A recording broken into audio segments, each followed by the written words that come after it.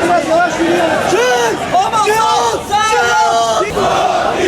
İsrail, Filistin'e defol! Katil İsrail, Filistin'e defol! Katil Batmanlar, askere, incemişle bir selam! Hainler, için yaşasın cehennem! Cehalet! Cenk, cihat, cehalet! Cenk, cihat, cehalet!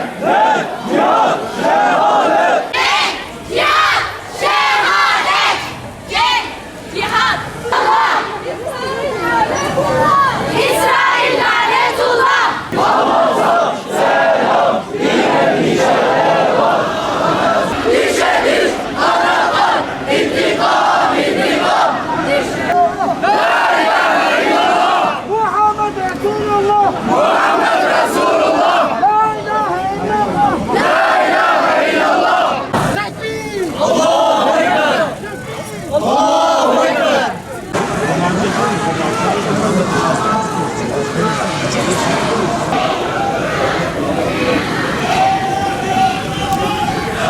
Tekbir! Allahu Ekber! Allahu Ekber!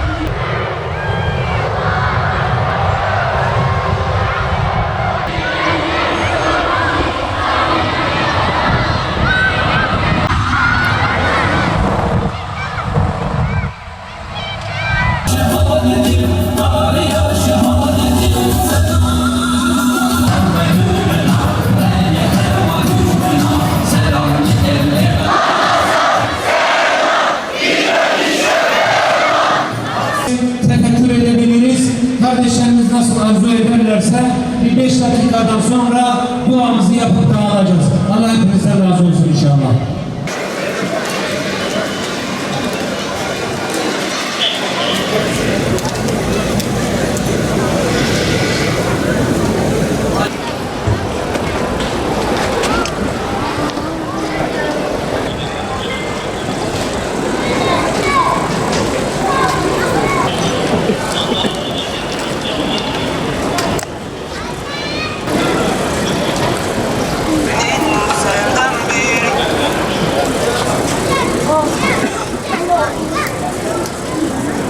Parçalanmış ve parçalanmış yüreklerimizle huzurundayız. Gün yoktur ki yüreklerimiz parçalanmasın. Gözlerimizde akacak yaş kalmadı ya Rab. Evet, eylemlerimizin adı sessizlik olabilir ama içimiz kan ağlıyor. İçimiz paramparça, yüreğimiz dağlanıyor her gün. Gün yoktur ki Gazze'li kardeşlerimizin feryatlarıyla uyanmayalım.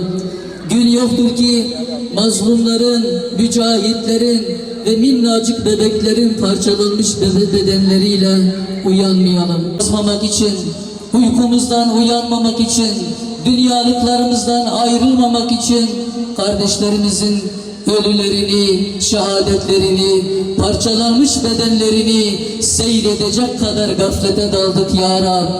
İmanımız tamdır ama zaafa düştük, gaflete düştük, rahatlığa aldandık ama şimdi huzurunda tövbe etmeye, kardeşlerimizin acısını paylaşmaya ve kardeşlerimizin kanının intikamını zalimlerden alma yeminiyle huzurundayız ya Rab.